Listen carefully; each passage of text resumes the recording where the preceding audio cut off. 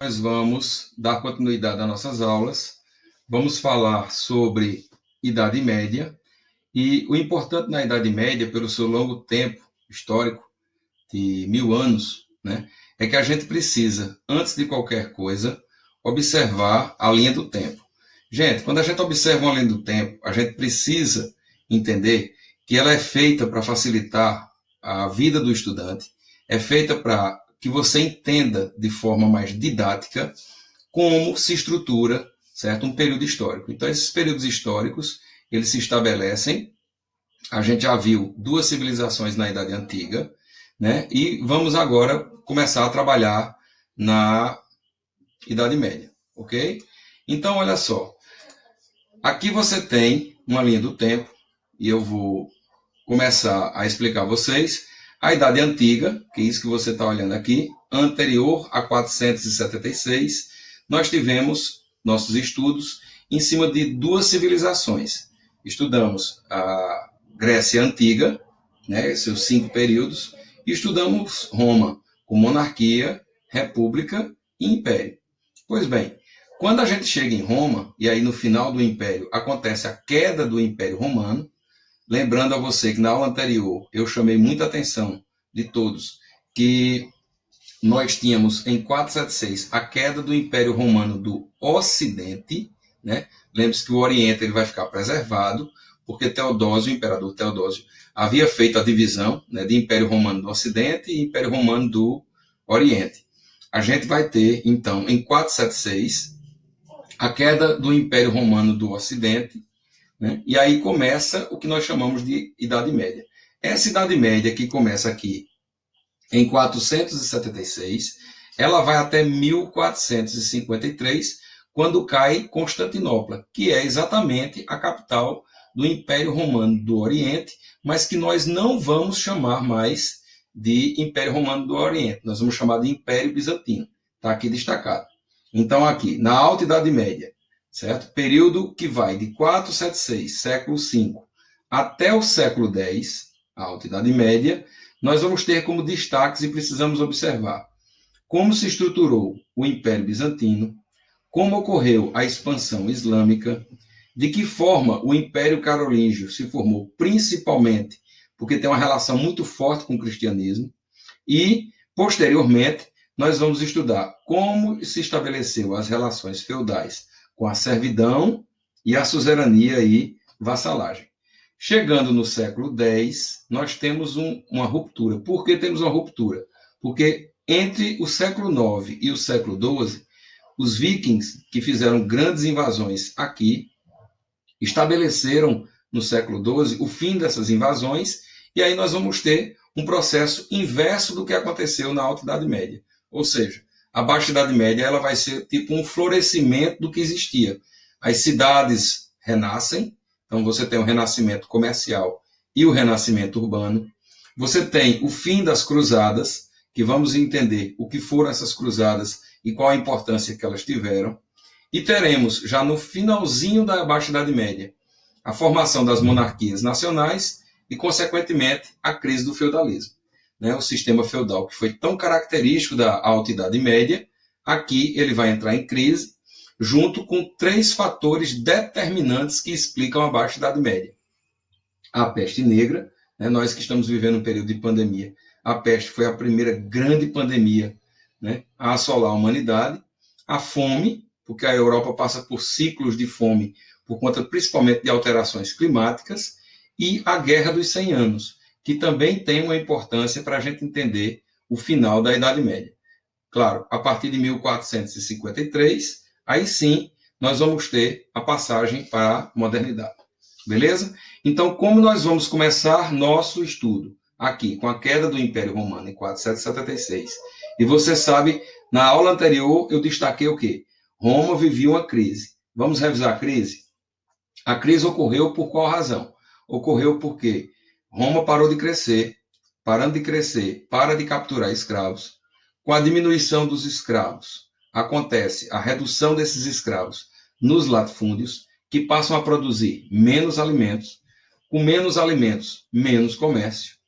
Com menos comércio, menos impostos. E como o império vai ficar com menos recursos, você vai ter imediatamente o quê? Um enfraquecimento financeiro de Roma, que vai refletir no seu enfraquecimento militar. Ora, se militarmente Roma está fraca, então as fronteiras vão se fragilizar e nós vamos ter aqui diversas invasões bárbaras que vão ocorrer com a queda do Império Romano. Beleza? Então, cai o Ocidente, fica o Oriente. E a gente vai observar primeiro, certo? Essa parte do Império Bizantino, para que você entenda o que sobrou do Oriente e como esse Oriente se organizou. Ok? Vamos lá. Primeira coisa, olha, o Império Bizantino é conhecido como Império Romano do Oriente, mas eu dou uma dica a você. O Enem ele não vai usar essa terminologia, Império Romano do Oriente. Ele vai usar Império Bizantino. É um império de grande duração, ele vai durar toda a Idade Média, entre 395 e 1453, né? Ele começa ainda quando Roma era um império, com a fundação de Constantinopla, pelo imperador Constantino, né? Essa cidade ganha esse nome, mas ela ocupou o lugar de uma antiga cidade que já existia lá, chamada Bizâncio. Por isso que quando Roma desaparece, Roma Ocidental, eles preferem que saia o nome Império Romano do Oriente e passa a figurar o nome Bizâncio. Então vai virar Império Bizantino, certo?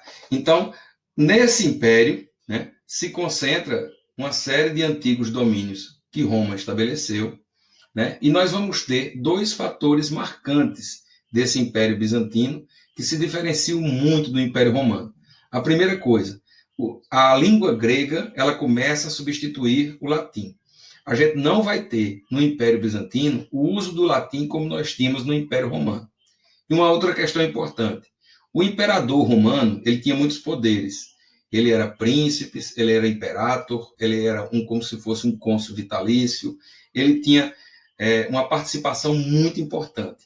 Entretanto, ele não tinha poder religioso, porque existiam sacerdotes. No caso do Império Bizantino, e aí eu chamo a atenção a você para esse segundo ponto, nós temos o cesaropapismo.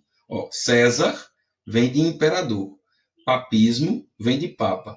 Então, cesaropapismo, o imperador era ao mesmo tempo um César e também um papa. Mas como é que isso é possível? Porque no século XI vai haver uma ruptura religiosa e o cristianismo católico, que pegava todo o mundo antigo, vai deixar de existir nessa parte oriental, certo? Você vai ter uma ruptura religiosa e a partir do ano de 1050 o que você vai verificar é que nós teremos uma igreja ortodoxa no Império Bizantino. Então, o lado ocidental vai ficar cristão, a parte que sobrou de Roma, ou os impérios que vão se cristianizar, e o lado oriental, que é do Império Bizantino, ele vai usar a religião ortodoxa.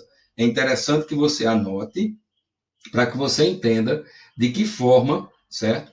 Essa religião bizantina se fará presente na continuidade dessa aula, beleza? O principal destaque desse Império Bizantino foi o imperador Justiniano I, certo? Eu vou já mostrar o porquê ele é tão importante e, surpreendentemente, até para o mundo antigo, vocês sabem que nós temos muito pouca participação das mulheres na sociedade. A esposa de Justiniano, que é Teodora, certo? Ela era muito influente no governo, ela exercia muito poder sobre o seu marido e ela foi uma das responsáveis por instigar em Justiniano que o Império Romano do Oriente, ou Bizantino, como a gente está chamando, deveria ter a suntuosidade, o brilho e a força militar que tinha o Ocidente e também que o imperador Justiniano ele deveria também fazer campanhas militares para recuperar territórios que pertenciam aos bárbaros, né, fazendo com que as antigas fronteiras geográficas do Império Romano agora passassem a fazer parte do Império Bizantino. Beleza? Então a gente tem que observar bem direitinho essas características para que a gente não se perca quando a gente for fazer uma análise desse império. Vou revisar com você. O que era Império Romano do Oriente virou Império Bizantino. É um império extremamente duradouro, porque dura do século IV ao século XV. Sua história começa a partir de uma cidade fundada quando Roma ainda existia, Constantinopla. Essa cidade é nova? Não. Essa cidade substitui a cidade de Bizâncio, que já existia.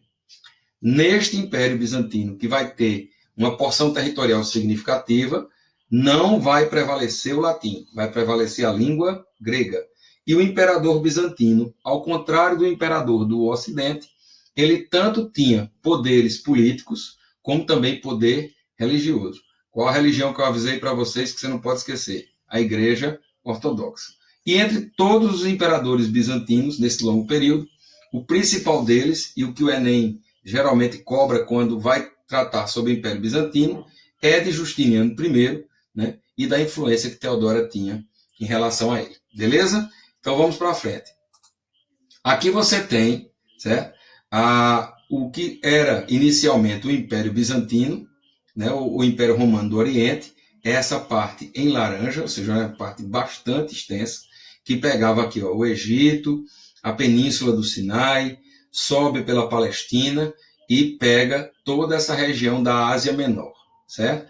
Atravessa a Europa, entrava pela região da Grécia, aqui ó, e subia para as regiões onde hoje está Tchecoslováquia, Romênia, Bulgária, chegando quase a entrar uma parte na Rússia. Então, tudo que estava em laranja fazia parte do Império Romano do Oriente, e quando Roma Ocidental caiu, isso aqui que é Império Bizantino, terá esse formato. E é exatamente no governo de Justiniano I, o imperador que eu disse a vocês, que a gente não pode deixar de observar, ele fez uma série de campanhas militares para resgatar territórios que estavam na mão dos bárbaros.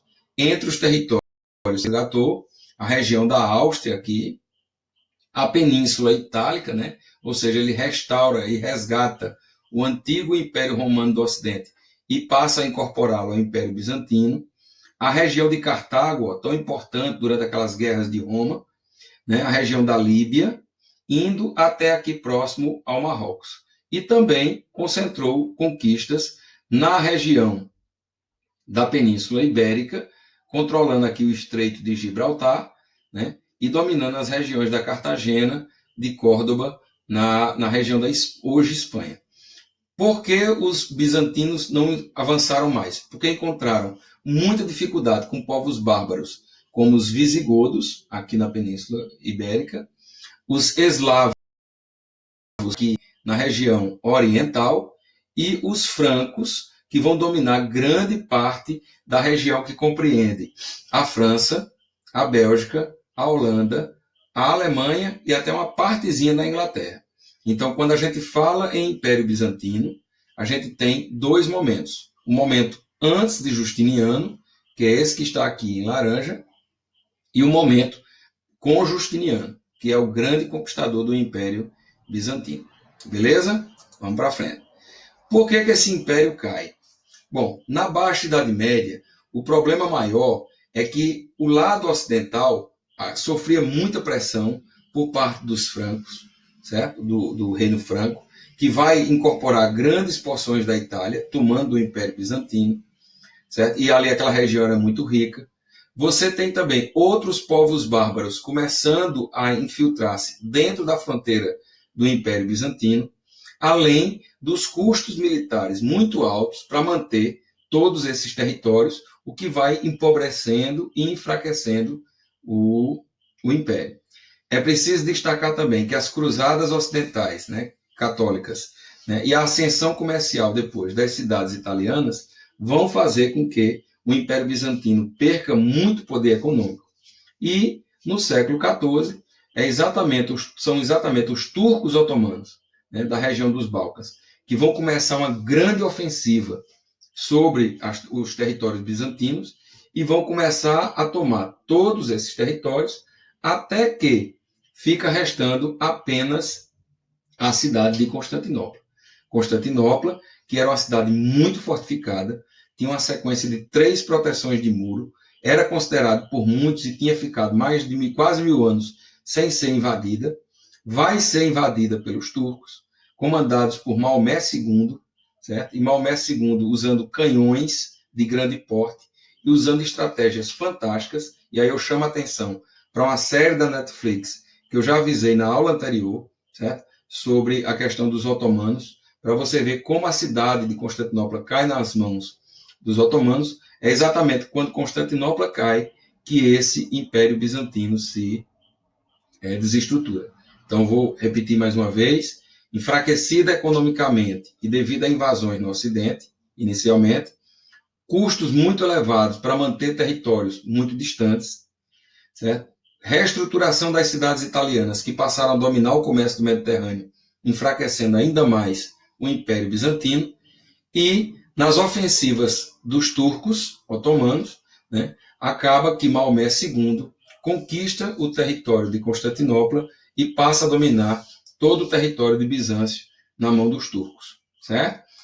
Aqui você tem uma das principais obras realizadas pelos bizantinos, é a Igreja de Santa Sofia, é considerada uma das maravilhas do mundo, ou Igreja de Hagia Sofia, também, tanto faz, certo? Essa igreja, ela é um conjunto arquitetônico fantástico, de uma construção extremamente acima do seu tempo, com muitas abóbadas, né? Com construções pesadíssimas e extremamente resistentes. Quando você olha a igreja no formato original, ela não possui esses minaretes aqui, que foram construídos depois da conquista dos árabes, certo? Embora fosse um templo católico, os árabes vão construir esses minaretes para simbolizar que agora esse monumento antes cristão agora era muçulmano, e a igreja de Santa Sofia vai perder a cruz que tinha aqui em cima, e aqui vai ser colocado o símbolo do Islã, né, que é a lua nova, né? E aqui vira uma grande mesquita.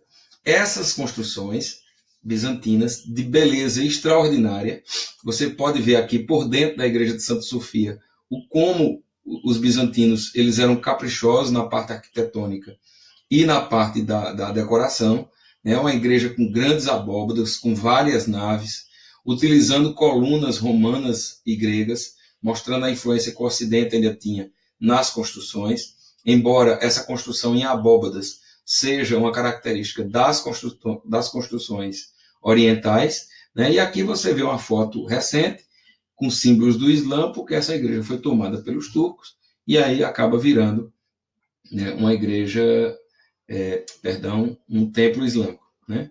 E, por fim, para mostrar também outro legado importante dos bizantinos, uma das artes em pedraria mais famosa e mais bonita deles. Os bizantinos tinham o costume de utilizar pequenas pedras, né, coloridas para fazer a construção de murais, utilizando essas pedrinhas. Aqui você vê um mural, certo, do imperador Justiniano. Perceba que sobre Justiniano existe uma auréola, ou seja, se existe uma auréola, é exatamente aquela questão do césaropapismo, ou seja, ele é um chefe político, mas também é considerado um chefe militar. Então, Bizâncio, gente, é muito importante. Você não pode esquecer dessa importância do latim para o grego, não esquecer das conquistas militares do Ocidente por um grande período, certo? E não esquecer a beleza da arquitetura, né, e da arte bizantina, que são características que são muito exploradas pelo Enem. Tá bom? Um grande abraço e até a próxima aula.